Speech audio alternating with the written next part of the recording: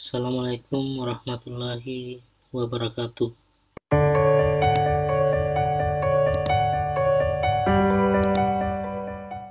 Oke, pada kesempatan kali ini kita akan membahas tentang analisis regresi linear sederhana.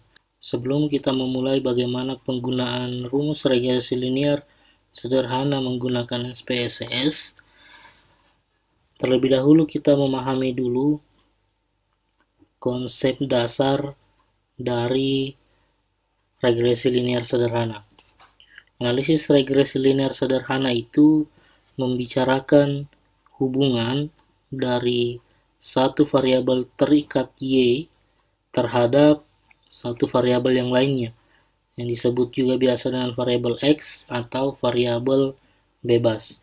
Jadi hubungan satu variabel terikat terhadap variabel bebas.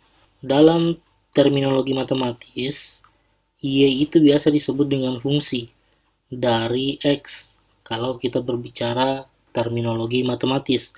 Tetapi dalam statistika, terminologi yang kita gunakan itu regresi Y atas X. Jadi kedua terminologi tersebut sama-sama menjelaskan fungsi Y sama dengan A tambah BX, A dan B konstanta, di mana A disebut intercept dan B disebut koefisien regresi atau slope-nya. Jadi nanti ketika kita ingin mengambil keputusan, kita menggunakan fungsi Y sama dengan A ditambah BX. Nah, kemudian untuk tujuan dan kegunaan dari regresi linear sederhana, di sini saya paparkan ada 3 untuk menentukan ada atau tidaknya hubungan antara Y dan X. Kemudian yang kedua, mempelajari bentuk hubungan antara Y dan X. Dan yang ketiga, memperkirakan nilai Y berdasarkan nilai X. Jadi itu ketiga tujuan dan kegunaan dari regresi linear sederhana. Nah, kemudian syarat mutlak yang harus terpenuhi di uji regresi linear sederhana, yang pertama valid dan reliable. Jadi untuk melakukan uji ini pastikan data yang kita peroleh sudah valid dan reliable, tentu dengan dukungan-dukungan instrumen yang telah kita uji. Kemudian yang kedua, normal dan linear. Jadi perlu datanya harus berdistribusi normal, kemudian juga kita uji linearitas. Kemudian dasar pengambilan keputusan di dalam regresi linear sederhana, yang pertama tentu seperti uji-uji yang lain, membandingkan nilai signifikan dengan probabilitas 0,05. Nah, di sini jika nilai signifikan lebih kecil dari 0,05, probabilitas 0,05, maka variabel X atau variabel bebasnya berpengaruh secara signifikan terhadap variabel Y atau variabel terikatnya.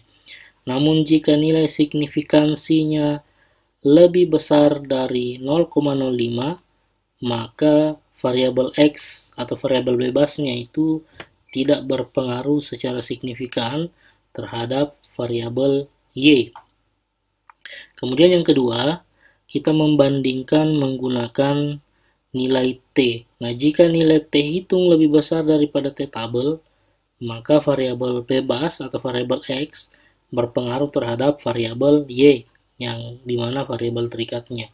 Dan sebaliknya, jika nilai T hitung lebih kecil daripada T tabel, maka variabel X atau variabel bebas tidak berpengaruh terhadap variabel terikatnya.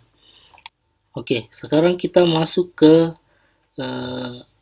case atau contoh kasus yang akan kita uji coba menggunakan analisis regresi linear sederhana. Di sini seorang mahasiswa bernama Herwin ingin meneliti tentang pengaruh biaya promosi terhadap volume penjualan pada toko handphone Asifa Store. Dengan ini dapat kita jabarkan bahwa variabel dependent Y adalah volume penjualan dan variabel independent X adalah biaya promosi. Dengan ini Herwin menganalisis dengan bantuan program SPSS dengan analisis regresi linear sederhana. Data-data yang ditabulasikan sebagai berikut. Jadi di sini ada 10 tabulasi data yang digunakan terkait dengan data variabel X dan variabel Y, dan hipotesis deskriptif yang dibentuk di mana H0 tidak terdapat pengaruh yang signifikan biaya promosi terhadap volume penjualan handphone pada toko Asifa Store, dan hipotesis alternatifnya terdapat pengaruh yang signifikan biaya promosi terhadap volume penjualan handphone pada toko Asifa Store, dan hipotesis statistiknya. Nah, langkah pertama yang harus kita lakukan seperti biasanya membuat variabel view pada SPSS. Di sini kan ada 2 variabel, berarti kita membentuk 2 variabel view-nya. Nah, di sini desimalnya kebetulan data tabulasi data tidak menggunakan angka desimal, kita kosongkan saja atau buat menjadi 0. Kemudian label untuk variabel X atau variabel bebasnya adalah biaya promosi. Sedangkan untuk label variabel Y adalah volume penjualan. Oke, jika sudah terbentuk variabel view-nya, kita masuk ke data view. Di sini sudah ada 2 kolom variabel, kita tinggal isi sesuai dengan data tabulasi yang kita miliki. Saya coba copy paste data yang sudah saya buat di Excel.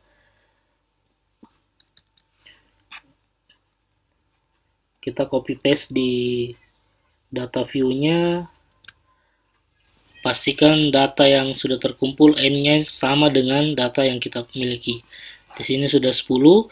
Nah, langkah selanjutnya pilih analyze, kemudian pilih regression, kemudian pilih linear. Nah, akan muncul kotak dialog terkait pemisahan kedua variabel. Nah, untuk biaya promosi atau variabel X, kita masukkan ke kolom independent. Kemudian untuk variabel Y, kita masukkan ke kolom dependent. Jadi cukup klik variabel X, kemudian pindahkan ke independent, kemudian klik variabel Y, kita pindahkan ke dependent. Oke, selanjutnya langsung saja klik OK. Nah, di sini sudah keluar tabel output. Nah, dari tabel output inilah yang akan kita interpretasikan. Sekarang kita coba interpretasikan untuk tabel output yang pertama, variabel entered atau removed. Di sini dijelaskan bahwa untuk tabel yang pertama ini, tabel di atas menjelaskan tentang variabel yang dimasukkan serta metode yang digunakan. Jadi tabel ini dia menjelaskan variabel apa saja yang ada di dalam penelitian kita dan memisahkan variabel-variabel tersebut. Nah, di sini tentu tertulis biaya promosi sebagai variabel independen, kemudian volume penjualan sebagai variabel dependen, dan metodenya juga di sini kelihatan kita menggunakan metode enter. Itu hanya sebagai deskripsi variabel saja yang kita gunakan untuk kolom tabel variabel yang pertama. Kemudian kita pindah ke tabel model summary. Di tabel model summary ini menjelaskan besarnya nilai korelasi atau hubungan atau nilai R. Di sini yang kita hasilkan di sini nilai R yang kita peroleh itu adalah sebesar 0,449. 0,449. Nah, dari tabel output ini diperoleh koefisien determinasi atau R square-nya sebesar 0,201. Nah, maksud dari data R dan R square tersebut dimaksudkan adalah pengaruh variabel biaya promosi terhadap variabel volume penjualan adalah sebesar 20,1%. Itu kalau kita berbicara terkait dengan besaran hubungan, berapa persen besaran hubungan atau korelasinya antara variabel X dan variabel Y. Nah, ternyata di hasil output model summary-nya kita peroleh R square-nya atau determinasinya itu, koefisien determinasinya sebesar 0,201. Artinya pengaruhnya variabel biaya terhadap variabel volume itu hanya sebesar 20,1%. Jadi dari 100% itu pengaruhnya biaya promosi terhadap volume penjualan itu hanya 20,1%. Nah, sekarang kita pindah ke tabel ANOVA. Nah, sebenarnya tabel ANOVA di sini hanya digunakan ketika kita melakukan analisis regresi berganda. Tetapi bagaimana cara menginterpretasikan, tetap saya memberikan penjelasan bagaimana cara menginterpretasikan hasil output tabel ANOVA. Nah, di sini kita peroleh F hitung sebesar 2,015. Di sini kita peroleh 2,015 dengan signifikansi sebesar 0,194. Signifikansinya 0,194 dan ternyata itu lebih besar daripada 0,05. Maka model regresi ini dapat digunakan untuk memprediksi variabel. Dengan kata lain, tidak ada pengaruh signifikan variabel biaya promosi terhadap variabel volume penjualan. Itu kalau kita membaca menggunakan output tabel ANOVA. Tetapi output tabel ANOVA digunakan pada regresi berganda. Sedangkan yang kita gunakan sekarang ini adalah regresi sederhana. Jadi itu hanya sekedar contoh penjelasan interpretasinya saja. Sekarang kita masuk ke interpretasi menggunakan tabel output yang terakhir atau tabel koefisien. Di sini tabel koefisien diketahui nilai konstanta A sebesar 45,268. Jadi nilai konstanta A yang kita peroleh di sini, ini nilai konstanta A, nilai konstan A-nya 45,286. Sedangkan nilai biaya promosi atau koefisien regresinya, di sini biaya promosi kita peroleh 1,238. Nah, dari hasil nilai yang kita peroleh, nilai konstanta A dan nilai koefisien regresi, kita substitusi masuk ke rumus fungsi Y-nya tadi. Nah, tadi kita memiliki rumus fungsi Y sama dengan A ditambah BX, maka nilai A kita masukkan ke koefisien A, berarti di sini kita ganti 45,286 ditambah, dan nilai koefisien regresinya kita masukkan di sini, 1,238X, maka terbentuklah fungsi Y sama dengan 45,286 ditambah 1,238X. Nah, maksud dari fungsi ini kita interpretasikan juga, maksudnya adalah konstanta sebesar 45,286 itu berarti nilai besaran kekonsistenan variabel Y. Jadi 45,286 itu adalah besaran kekonsistenan variabel Y.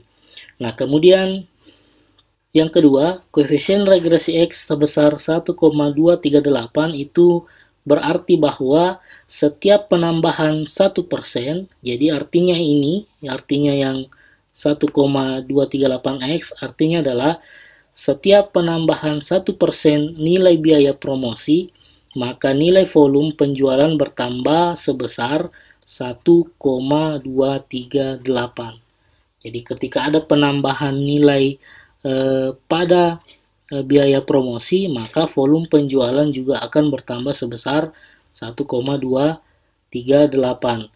Nah, karena nilai koefisien regresinya bernilai positif, maka dapat dikatakan bahwa arah pengaruh variabel X terhadap variabel Y itu adalah berpengaruh positif. Walaupun nanti besaran pengaruhnya atau kekuatan pengaruhnya atau besaran korelasinya tidak seberapa besar, namun sifatnya dia bersifat positif karena di sini hasilnya adalah positif 1, sekian. Seandainya di sini hasilnya negatif 1, berarti arah pengaruh variabel X terhadap Y itu berpengaruh negatif. Seperti itu maksud dari fungsi Y-nya tadi.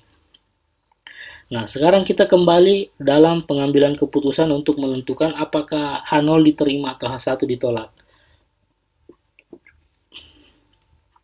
Dalam pengambilan keputusan pada case ini, berdasarkan nilai signifikansi yang diperoleh sebesar 0,194, jadi di sini kita dapat nilai signifikan di tabel output 0,194, itu ternyata lebih besar daripada 0,05, dapat disimpulkan bahwa variabel biaya atau variabel X tidak berpengaruh terhadap variabel volume penjualan. Nah, jadi sesuai dengan hipotesisnya tadi, di sini tidak terdapat pengaruh, berarti H0 yang diterima, H1 yang ditolak, karena variabel X tidak memiliki pengaruh terhadap variabel Y. Nah, kemudian menentukan keputusan menggunakan nilai T. Nah, ini tadi yang pertama kita menggunakan keputusan berdasarkan signifikansi. Sekarang yang kedua, kita menggunakan berdasarkan nilai T. Nah, yang kita lihat di tabel output, kita memperoleh nilai T hitung itu sebesar 1,49.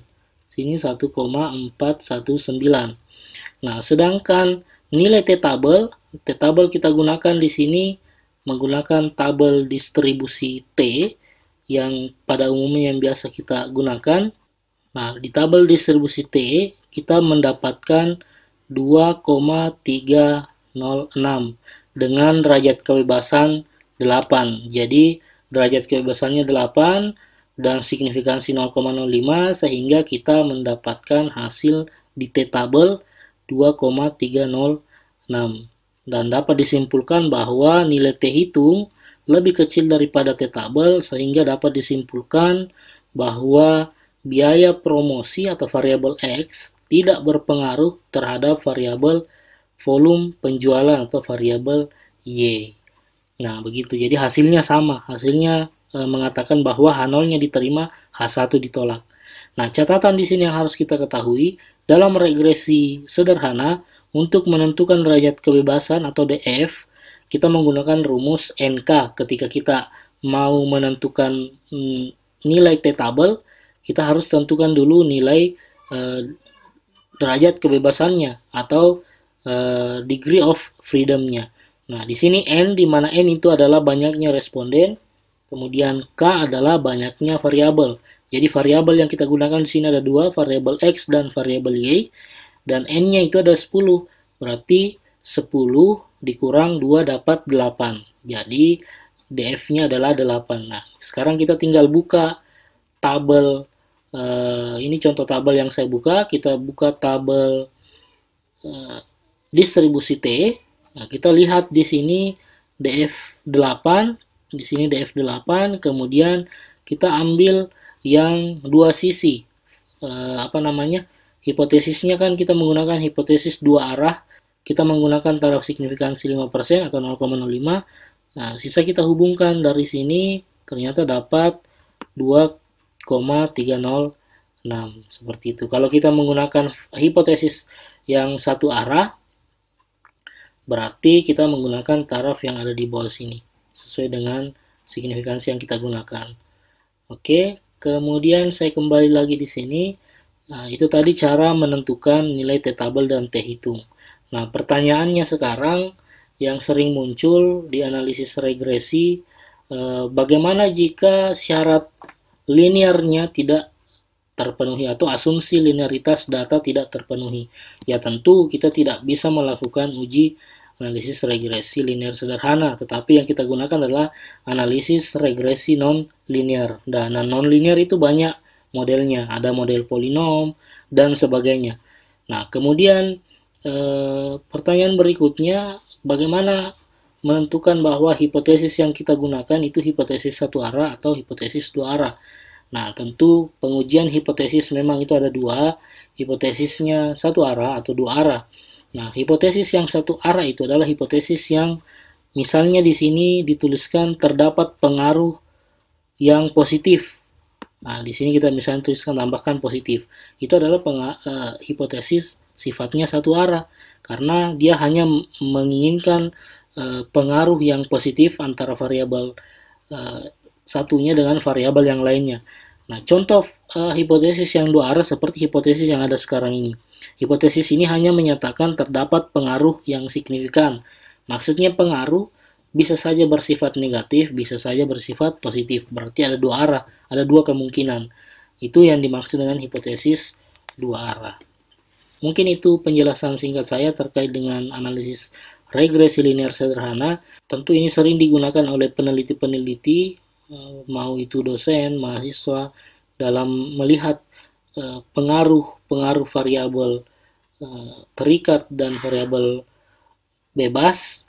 Tentu jika ada kekurangan terkait dengan penjelasan saya, bisa mencari referensi-referensi tambahan yang lain. Jika ada kekurangan bisa kita diskusikan di kolom komentar. Sekian penjelasan saya. Terima kasih atas perhatiannya. Billahi fisabilil haq, fastabiqul khairat. Wassalamualaikum warahmatullahi wabarakatuh.